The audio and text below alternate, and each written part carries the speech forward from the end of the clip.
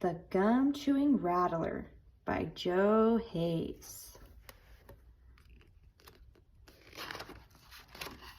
The Gum Chewing Rattler.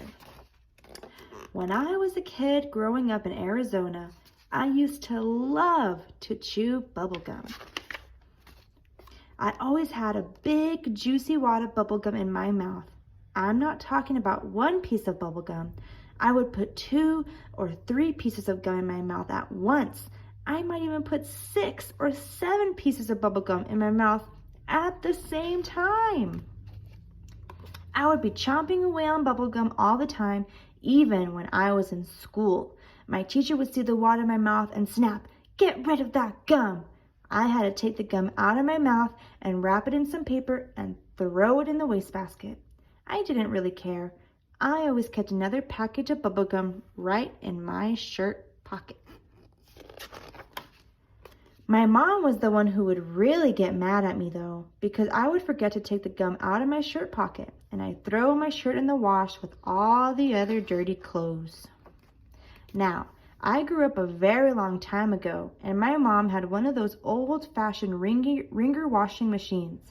Her washing machines didn't spin. She had to put each piece of clothing through the wringer and the rollers would squeeze the water out. She would put my shirt through the wringer and the rollers would squish the bubble gum right into the cloth and make a big, gunky stain all around the pocket. My mom would say, "Look at this! You've ruined another shirt." But then one day, something happened that changed her mind and she never got mad at me again for carrying gum in my shirt pocket. That day, I was walking around on the desert, kind of daydreaming, chomping on my bubble gum and not paying attention to where I was going.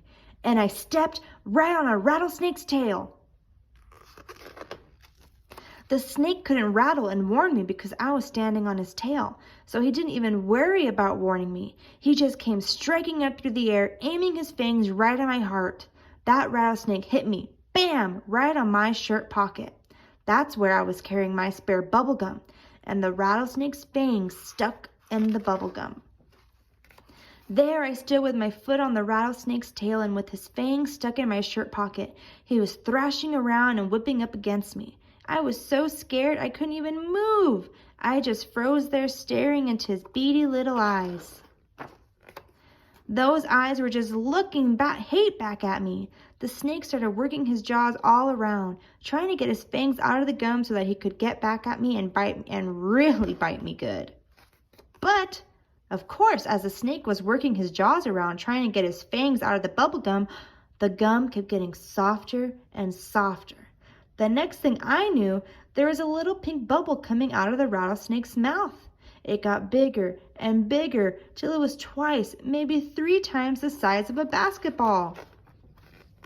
I got up all my courage. I brought my hand up slowly and pop! I broke the bubble.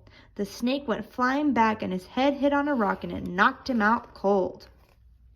But that did take all of my courage. I fainted. I fell out in the other direction. I didn't come home for lunch and my mom came looking for me. She found me lying there on the ground and lying in the other direction was a rattlesnake with bubblegum all over his face. My mom asked me what happened and I told her the same story I just told to you. You know what? She didn't believe it. But did you?